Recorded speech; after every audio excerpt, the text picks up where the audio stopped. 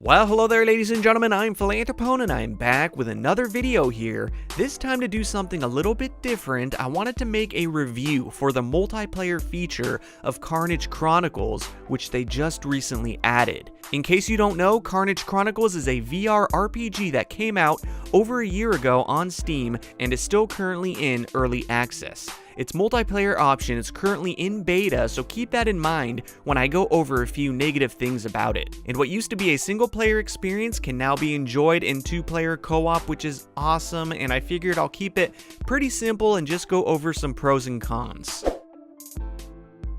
Alright, so I'm going to go over a couple of negative things first because they all precede playing an actual game with someone.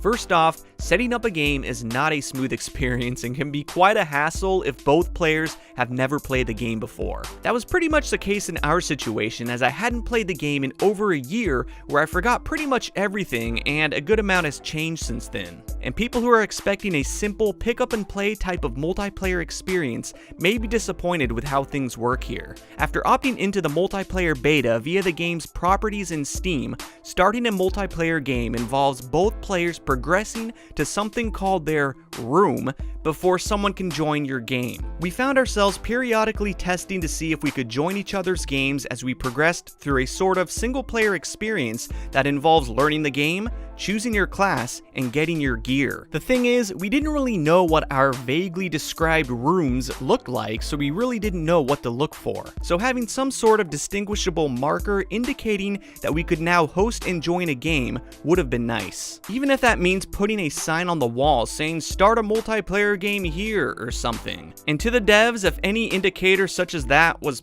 there and we just noobed it, sorry, but we didn't see any obvious indicators. But eventually we found our rooms and were able to join a game together. And lastly, I wasn't a fan of how the free locomotion works, which involves holding down the left grip button and using the left touchpad to move, which made for a fairly uncomfortable grip. I personally don't mind teleportation, but I try to use free locomotion when possible while recording, as my viewers have expressed that being more enjoyable to watch.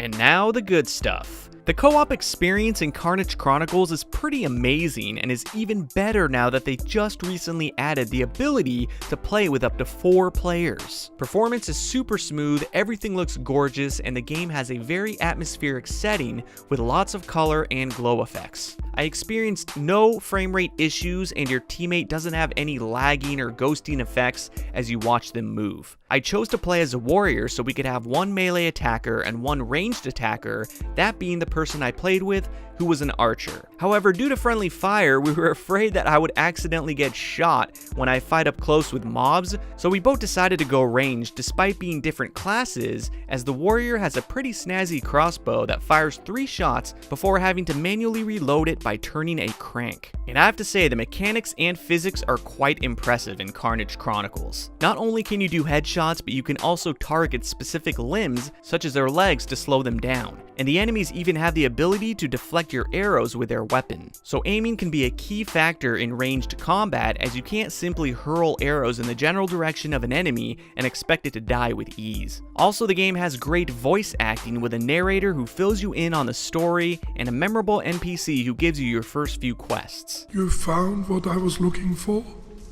Excellent. This either points to a very powerful magus, or something more sinister. The experience in multiplayer is pretty much identical to single player as far as I can tell, with the extra player being the only real change. This is in no way a bad thing, but I'm still unsure if enemy difficulty scales when another player joins your game. And I'm also unsure if progress is saved for the player who joins the game and isn't hosting, as we were a little bit puzzled on whether or not we both needed to turn in the same quest or not. Nonetheless, I can definitely see myself going back for some more Karnage Chronicles co-op gameplay, as jumping into the action should be no problem, as we now know what to do. And once again, this is technically in beta, so keep that in mind. And I'll be curious to see what Karnage Chronicles has to offer down the road in regards to multiplayer, and would love to try a 3 or 4 player game someday. Alright, so that's it for this one, guys. Thank you so much as always for watching. I hope you enjoyed. Even if you don't plan on playing Karnage Chronicles in multiplayer, I can still very much recommend it for a single player experience, which is where all of its positive reviews came from. I'd also appreciate it if you liked the video, and be sure to subscribe to my channel if you want to see more VR content in the very near future. So that's it, guys. Thank you once again. Until next time, peace.